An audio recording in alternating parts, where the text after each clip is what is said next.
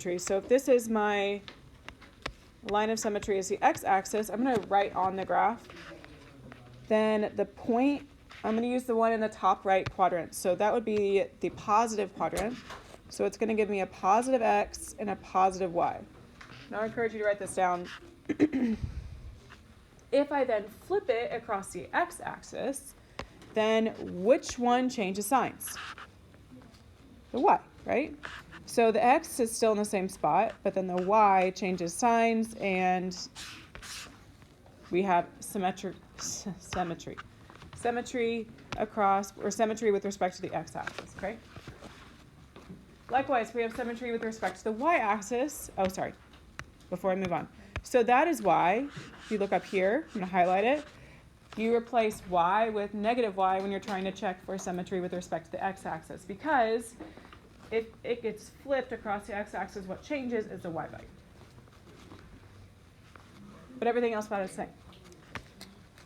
Okay, if I have symmetry with respect to the y-axis, then again, I take this point in the top right quadrant, positive x, positive y, and then it gets reflected, or it's symmetrical to this one, which what changes this time? The x changes signs, and the y stays the same. So that is why when I'm checking for symmetry with respect to the y-axis, I replace x with negative x, because those should be symmetrical. Okay, and the last one is symmetry with respect to the origin. So if I take this guy in the top right quadrant, x, y, what's different about symmetry across the origin is it's bopping from like that top right quadrant into the bottom left. So if it's symmetrical across the origin, then both of these change signs, because now it's down here, negative x, negative y, okay? That is why then, when I'm checking for this kind of symmetry, I replace both x with negative x and y with negative y. You're going to be doing this by hand and actually checking for it algebraically. If we have symmetry, then we should have the opposite thing on the opposite side. Okay, so bop it on down. What we're going to do here today, we're going to plug in what I see like highlighted here. We're going to do that for both the x-axis, y-axis, and the origin, so it's going to be a lot of writing. Stick with me. Here we go. Okay, x-axis. If I have symmetry with respect to the x-axis,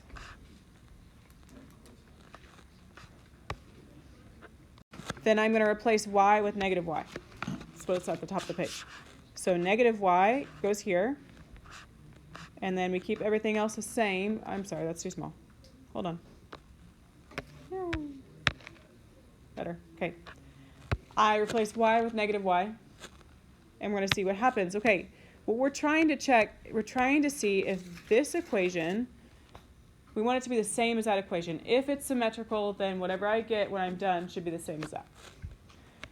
Okay, so I would simplify this. I would divide by negative 1. And so then it becomes y equals, the negative goes on the outside of the bars. So negative absolute value of x plus 3, because a negative divided by negative is a positive. And now you ask yourself, is this guy the same as what I have at the top? No. So is it symmetrical across the x-axis? No. If it had been symmetrical, then it should have been the same. Because when I have a negative x, my y should be the same. And it's not. Okay, now moving on to the y-axis. If it's symmetrical across the y-axis, what changes? The x value becomes negative. So if I plug in a negative x value, then it shouldn't actually affect it.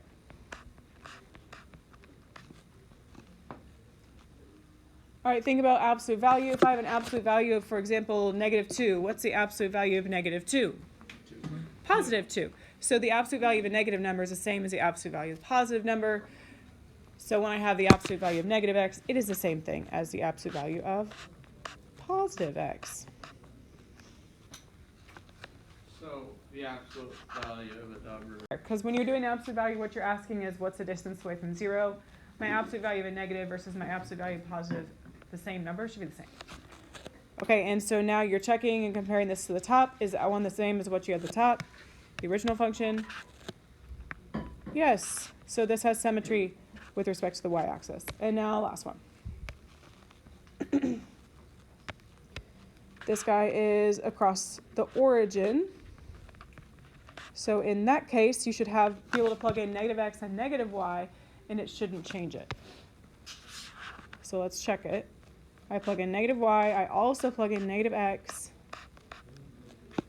And we see what happens. Okay, we already did the absolute value situation. We know that that's going to become positive absolute value of x. But then you still have to divide by this negative 1.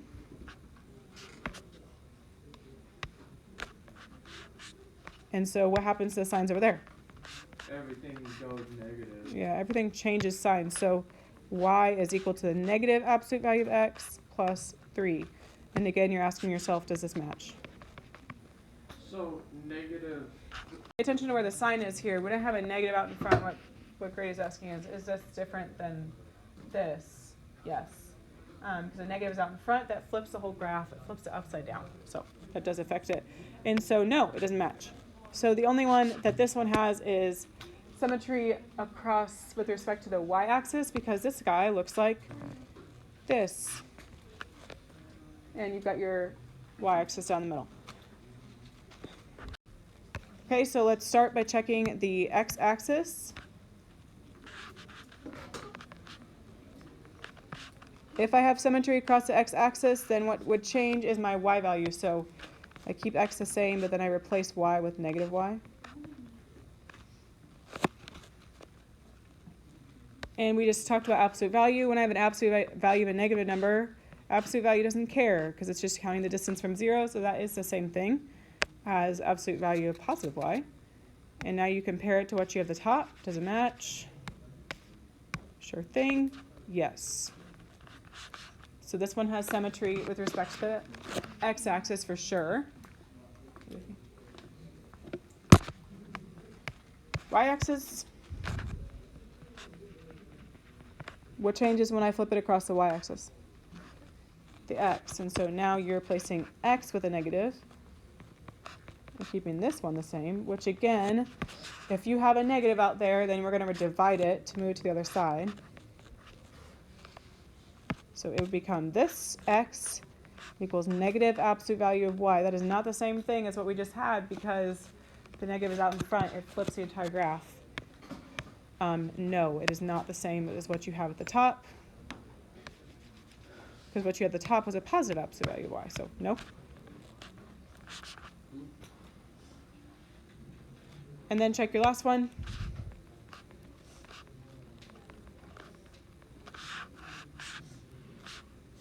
So this time when I'm doing the origin, remember both change signs. And we're checking to see if it's indeed symmetrical across the origin, then it shouldn't affect anything. We already know what happens here. That's the same thing as absolute value positive y, and then the negative would go out in front. So is it the same? Unfortunately, no. So this one had symmetry with respect to the x-axis because it's an absolute value that's tipped on its side. Looks like this, if you're curious. It's x equals absolute value of y instead of y equals absolute value of x.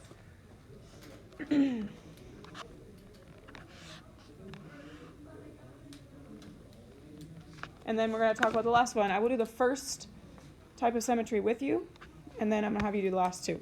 So we'll do the x-axis together. So if I'm checking for the x-axis, then again, I would be plugging in a negative y. So it would look like this. And negative y squared would be negative y times negative y. So that would give me a positive y squared. Okay, again, is this the same as what you have up here? Yes, absolutely. Can you please do the other two? Can you please try the y-axis and the origin? I'll write it on the board, but we've done this a couple times now, so see if you can figure those out.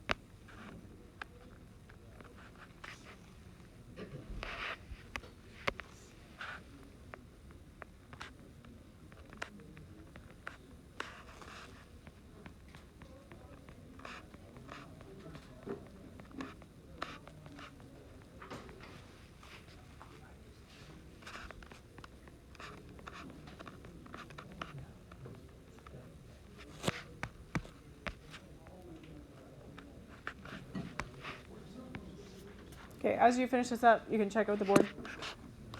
It is not. Okay, so this is a circle. If you're curious, that's why it works all the way. Okay, onward we go. All right, a function is an even function if it has a reflection of positive y values in the y-axis. So going this way.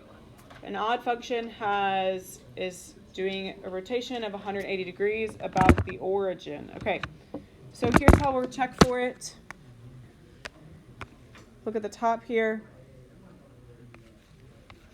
If it's an odd function or an even function, then it will be this. Our y values will be the same whether we have x or negative x. If it's an odd function, then if I do negative, like for both, then it should be the same. How we're going to actually test for it is by plugging in a negative x, okay? If you're going to give yourself some instructions here, you are going to plug in. We always plug in a negative. Yeah, because then we'll see what happens when we're done. So this time we're going to do negative x every time and then see how it simplifies, okay? Plug in a negative x, see what happens when you're done. If it's an even, then it should be the exact same function. If it's an odd, then it'll be the same function but different sign. Okay, so you're going to take g, and instead of positive x, we'll put negative x. So negative x goes here, negative x to the fifth, plus 2 times negative x to the third, minus 3 times negative x. And we're going to simplify this. Okay, obviously when you square things, if you square a negative, then it becomes positive. But if I'm taking something to an odd power, like a power of 3, 5, 7, etc., it does not change the sign. So if I had like negative 2 to the third power, then it would be negative 8. So this guy here is still negative because it's an odd. So it's negative x to the fifth. That one has a power of 3, so it's odd. So again, it's negative x to the third, so it changes the sign. And then this one here is negative 3 times negative x, so that's positive. Okay, look back at your original. So again, you're just like comparing today. If I have this one compared to this one, they are almost the same. But what do you notice is different? The signs are different. So what actually happens is this is a negative version of the original function, okay? So that's what you see at the top. It's saying negative f of negative x. So if I plug in negative x, then it's going to give me the same thing, but a different sign, okay? So that means that this one is then odd because it changed sign.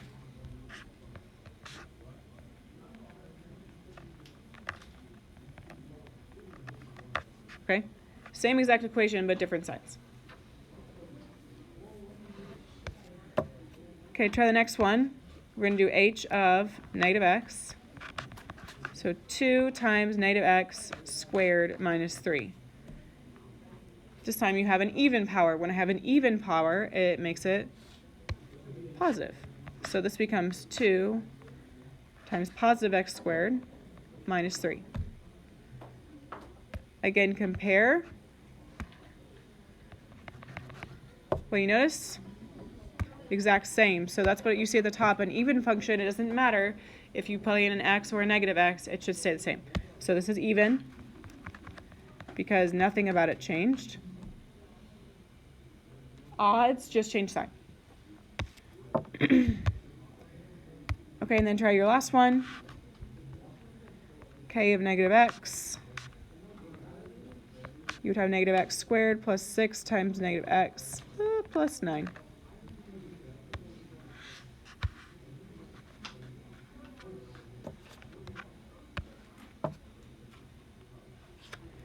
Okay, you have an even power, so that becomes a positive x squared minus 6x plus 9. Compared to your original,